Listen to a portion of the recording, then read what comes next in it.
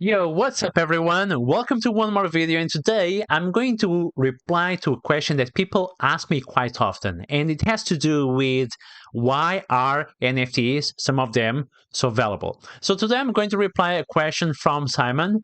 Simon basically asked, what makes a self-created NFT valuable? I get it, the non-fungibility and stuff, but why can someone create art himself with Adobe Illustrator and actually make millions from it? What makes it actually valuable besides of the non-fungibility? Okay, Simon, thanks for asking. It's such a great question. So, Simon, it's like this. An NFT is only as valuable as the underlying asset. It's just that for the first time in human history, we can have non-fungibility of digital assets, right? If you think like NFTs, in fact, exist for hundreds of years. But before we call it NFTs, they were just certificates of authenticity and they're a piece of paper that represents who owns what, right? But now we have the digital form, and we can attach to this digital form of certificate of authenticity a digital artwork, right? So you can create a digital artwork on Adobe Illustrator or Photoshop or something like that. You are a digital artist, and you can create a digital artwork and say this one is unique, this one is the original one, and you can sell it. Now it's like this. If I create some NFTs, and in fact I launched an NFT collection, the value is going to be pretty much zero at the moment. Let me just share here with you. As you can see here on the top right, there are at the moment 47 million NFTs on OpenSea. OpenSea is an NFT marketplace and NFT aggregator. So basically, they grab all the NFTs from the market. 47 million. How many of these NFTs are actually valuable? Well, I guess from these 47 million, maybe 1% or less are actually valuable.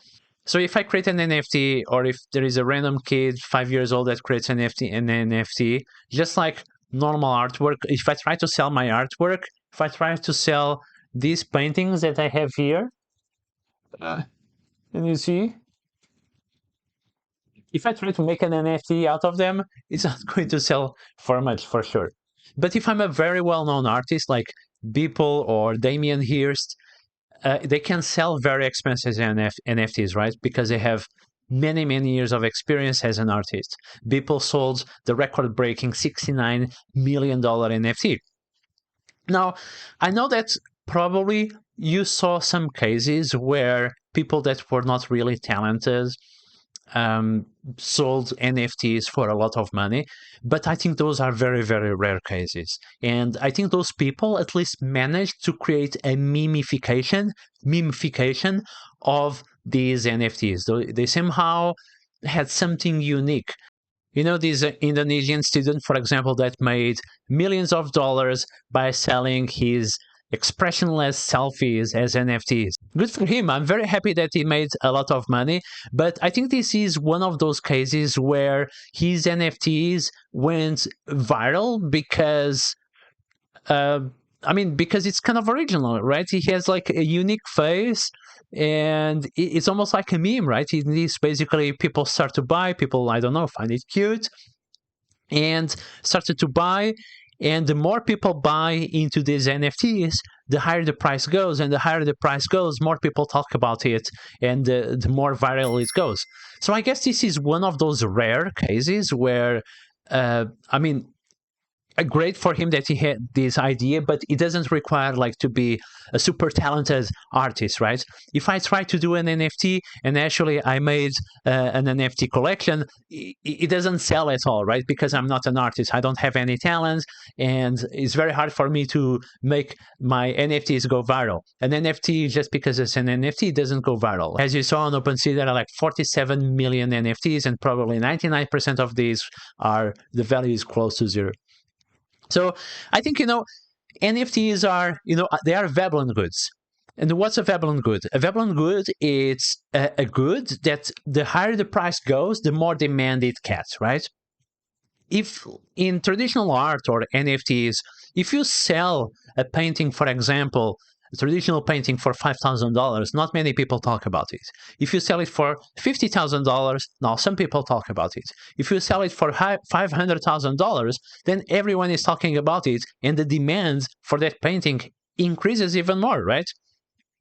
And this is what we call a Avalanche Good, right? The higher the price goes, the more demand it gets, the more viral it gets, the more people talk about it. And I think NFTs have also this virality, memification effect, this snowball effect, where like sometimes nonsense NFTs, they get into this snowball of getting value and getting more and more expensive, and more expensive they get, more people talk about it. And then some really wealthy people go and buy these crazy NFTs for hundreds of thousands of dollars just to show that they can, just to flex, you know? So I think the memification, the virality, and the flexing of rich people is sometimes what make some nonsense NFTs to go up in value so much.